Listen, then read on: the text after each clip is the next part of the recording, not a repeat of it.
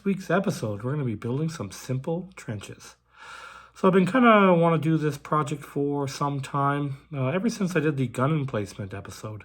We did kind of somewhat of a trench there for gun emplacement, and I always wanted to do an add-on. I kind of talked about it in that episode, that I wanted to do an extension of that with a trench system. And I really wanted to build some more terrain for Blood and Valor and Blood and Steel. And I figured this would be a good kind of a warm-up video. Just kind of get a smaller project because I do want to do something a little more elaborate. Especially with the new edition that came out, End of Empires for Blood and Valor. There's all sorts of really cool scenarios in there. There's like a mine and a train station kind of thing and a bridge. So I have lots of ideas where we could do some epic terrain based around those scenarios. So that's something to look forward to in the future. Don't worry, there'll be lots of Blood and Plunder content, and I want to do some Blood and Crowns that's coming out. So I'm going to be building some terrain for that too. So there'll be a nice little variety on the channel here, covering all sorts of different things.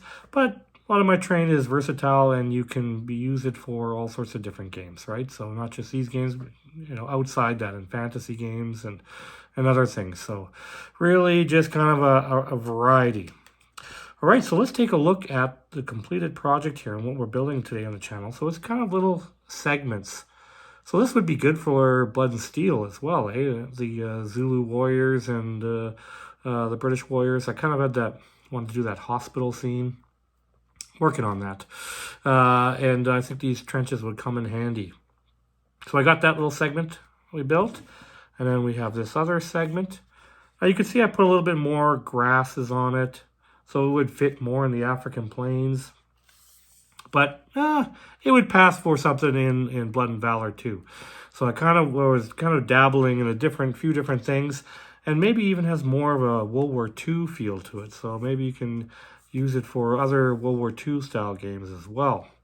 So then we have this one with a cover, which I made removable, as I always do, so you can easily get in there, even though you probably could, but I just made it removable anyways, to make it even easier. But anyway, so that we got that going on. So I really thought those came out really good, and yeah, I definitely could build some extensions onto that even further. So I know we'll probably do that way down the road, and something a little more elaborate with the trenches. Maybe even do explosions and stuff like that, like trenches and things caused by explosives and other stuff to flush out the battlefield, right? Something with some barbed wire on it, and maybe even a deeper trench. Anyways, that stuff down the road. We're going to stick to these three pieces today, and let's not get ahead of ourselves.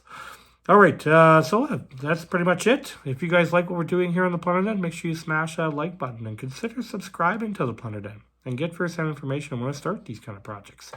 All right, everyone, let's get down to the table. Let's start doing some painting, and let's start doing some crafting.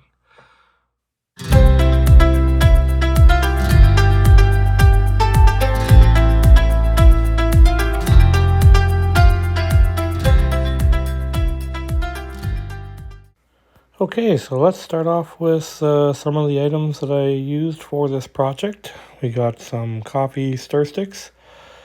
I'm just kind of showing you a little longer the package. These are the ones I got from the Dollar Tree. Really thin. That's what I really like about them. Some dry decks, drywall compound. We got some balsa wood. Got a couple of different sizes from Amazon. You can buy them in bulk from them. We got some dollar store foam board, and this is just packing foam. Just recently from a package I got, I just cut some of that out. It's got some insulation foam here that I'm going to use for the sandbags. And then really I started off by measuring everything out. So I kind of just drew right onto the dollar store foam board and kind of drew out the pattern that I wanted to do.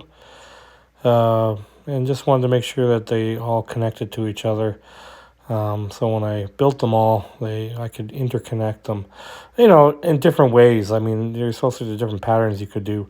And I also wanted to match the gun emplacement that I already built. So I kind of use that as a guide for my measurements for this whole project, so they could all work together as one whole piece. So then I really started out by getting that packing foam, and really just those outside areas, I essentially cut out the foam to fit in that area, just like this. So you got a bunch of chunks like that that fit in the outer walls. And I used some tacky glue and glued them on. Now before I did the next step, I let the tacky glue dry, and I used my X-Acto knife there to just kind of edge out the edges, just to cut it off a little bit. This is really messy. That's why I hate using this packing foam, but it's great for filler. And then I just used some sandpaper, smoothed it out. You can see that I got some that are smoothed. Then I moved to the balsa wood. So I use these shorter sticks. They're nice thicker squares. And I just kind of measured out. I just want them to be just to the height of the wall. And I kind of space them out on all the corners. They're going to kind of hold the planks that are on the side. That's usually what a trench looks like. They just kind of have these wooden planks. Sometimes they use metal sheeting, all sorts of stuff, just to kind of hold the walls up and the soil from sliding into the trench. So we're gonna build that with these balsa wood sticks here. So this is after I've put them all in. You can see kind of the pattern I did. Just kind of on the doorways and such, just so you got an idea. I think I missed 2 on that one spot, but that's all right. It's all good. And then I moved to the wooden planking. So I use these coffee stir sticks to use on the sides of the wall here. It works out to 3 high, so the foam was actually the perfect height for 3 coffee stir sticks. So then I'm just showing you what it looks like, what kind of pattern I did. Just the entrance way, I went right to that first post, and then kind of the other ones are in between the posts. And I kind of just worked my way around, and I'm planning on doing all those other ones. But I left the front part of that one area empty because I'm planning on putting some other things there. So this is after it's completed. And you can see in the back, I was actually painting a German starter box at the same time I was doing this. I didn't want to show my same French miniatures I always do. Plus, I needed to paint a second army. So I'm just showing you again. These are the planks. It's actually not quite 4 wide. You could probably squeeze a 5th in there, but I kind of wanted to have it spaced. So I ended up spacing them apart here.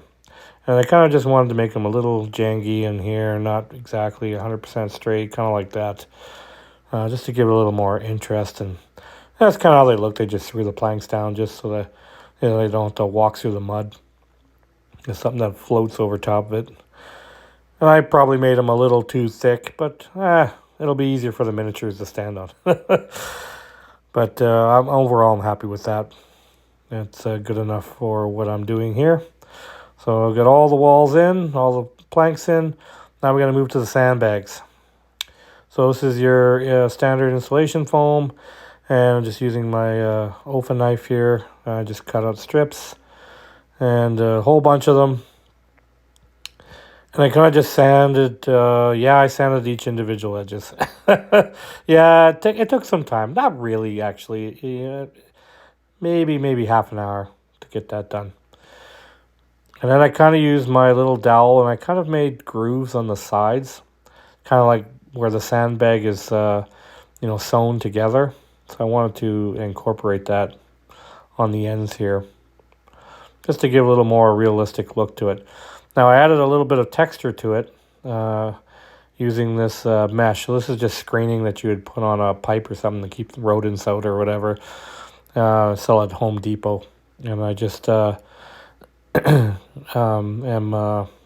impressing them down and leaves that, and I do it 2 different directions. So I got a nice little pattern on there. I just wanted to look more like a burlap bag, essentially. That's what I was trying to do here. I've been trying to think of other methods for doing it because they're still kind of big, but it's not bad. It's pretty good for what we're trying to do here. So yeah, and then I ended up doing all those, but I was able to put 4 or 5 at a time and do a whole bunch. So I was able to mass produce those after a point there. So this is after they're all done. I got my big pile here, and just starting to lay them down. Now the good thing about foam is you can bend it, right? So well, you can bend to a point. You can snap it too. As long as you don't get too crazy, it should be fine. So we're just kind of, I wanted to lay them on a certain pattern where some of them are overlapping each other like that, just to make it look more realistic. These ones are stacked more uniform, but some of them I've got misplaced. Just that oddball one here and there makes a difference, make it look more like a sandbag sitting on top of things, opposed to like a stone wall or something, right? So that's why I wanted to change it up. So then I decided I wanted to do a cover for these front one. I want to have an overhang or something over top of it. So I started to add these more balsa wood in here. I made a front wall, like these balsa wall strips in the front wall, and then some piles of sandbags in there. And I was doing a side wall. I'm kind of making kind of a partial diamond pattern. And that's kind of how I just want the whole thing to look. It looks like a slanted roof on the front of this trench here. I really like this look, and this kind of where I led into it in the intro about looking more potentially like World War II.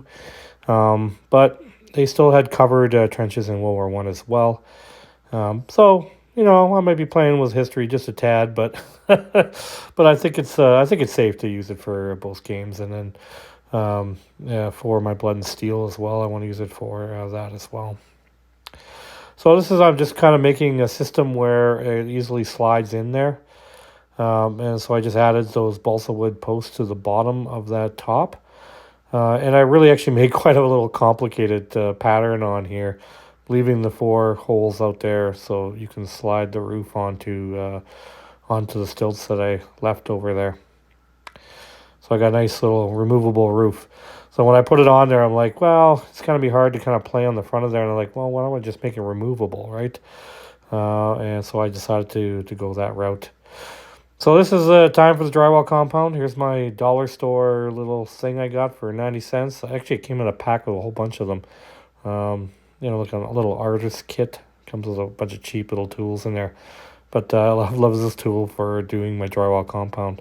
So I'm just showing you I'm going to do the outer edges of everything and inside where the planks are. Just to make it look like there's mud or something in there, right? That's the great thing about putting drywall compound in there. You can just kind of, patch it up in different places and make it look like there's really some roughed out areas. And by the way, I did all the miniatures bases with drywall compound too as well. I love using that DAP drywall compound for miniature basing too. All right, so I just want to add a little more interest to the top. So I got some really skinny balsa wood that I have. And I want to do some edging on here, cover this foam. And so I just kind of added some other details to it as well. So I think I'm going to put some strips in the very top here.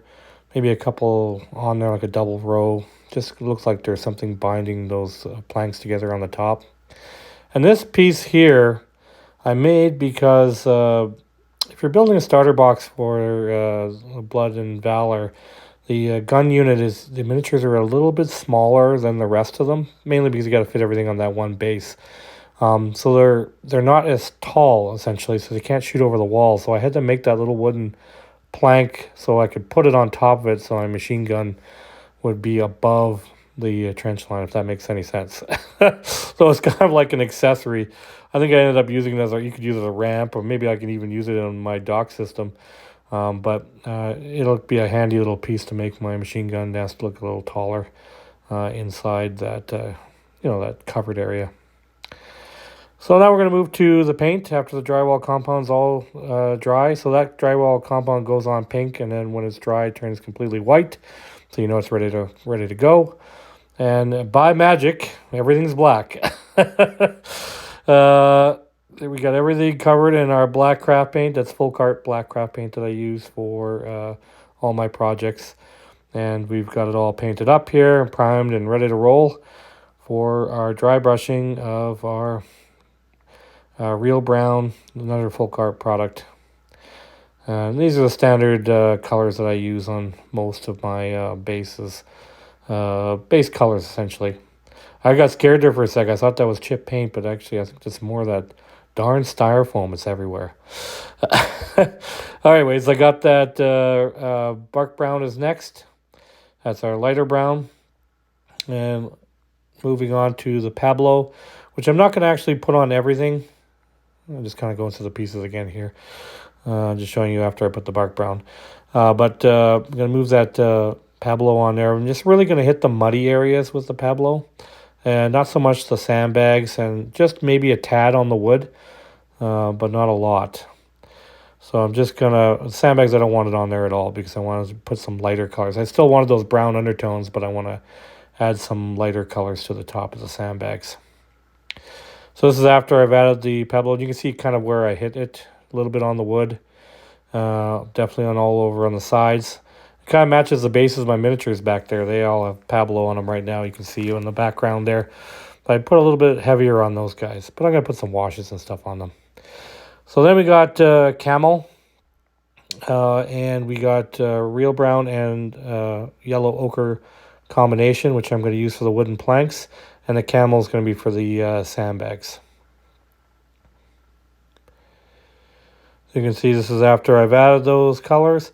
And really with that yellow ochre combo, I use the yellow ochre and brown, real brown first, like mixed together, and then I touch it up with some yellow ochre on its own.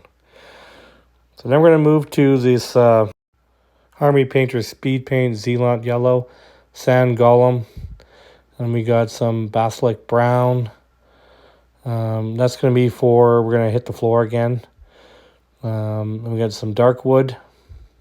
We're going to hit the posts and stuff, add a little more, make them a little different than the rest of the wood. Dark stone, I use that to age my wood. Agrax Circ Shader, we're going to put that a little bit on everything, really. Corners and some of the sandbags. And then some skeleton bone to light up those sandbags even further. So those are the colors that we're going to use on there. So you can see the sandbags have gotten lighter. And definitely with all those different yellows in there, you see you got more richness to the floor. Now, in reality, the floors would probably be a lot dirtier in a trench system. I mainly do that just because it really is bright on the tabletop. It really stands out, this wood planking, when you're looking at it on the tabletop. So this is more of a artistic impression of it and a more realistic. So then we got some assorted tufts and stuff that I'm going to put on here. I mentioned in the intro I'm going to put a little foliage on it. Now, you could just use this dollar store moss, which is like 97 cents or $1 or whatever. And you don't even need to use all these expensive products if you don't want. I'm just showing you some of the stuff that I'm planning on using. But again, you could have just used that other flocking that I made from the dollar store. So I'm just going through some of these others. We've got huge miniatures. We got Army Painter stuff here. Just a combination of different colors. More darker earth tones. I want to make it more like I was talking about the African plains, or it could be just in Europe, in a muddy area of the trenches and stuff. So I just want to have a little bit of plant life. All right, so let's take a look at the game table. Now we got two armies finally. We got our French infantry that's kind of coming out of the city here. So we'll take a little brief look at that before we head over to the trenches. I don't know why I've never taken a picture of my sniper in the second floor of this destroyed building. Great place to snipe from. So we got our French army there. And let's cross over to the Germans who are on the other side here in the trench system. So I'm really happy how this turned out. These look really good. And you see how brightness there on the tabletop? It really stands out, and I like that. Again, just a more artistic impression of it. These certainly would be a lot more muddy and dirty in real life, that's for sure. But I really like the way this looks. So there's my German army all painted up. I haven't quite finished them. I almost got them done. There's a few details I need to do, some patches on the arms and stuff like that. And I do plan on adding some foliage to the bottom of them as well. All right, so that's pretty much a wrap on this project. I hope you guys enjoyed it, and I look forward to doing some more Blood and Valor terrain. Thank you so much for watching, and I will see you in the next one.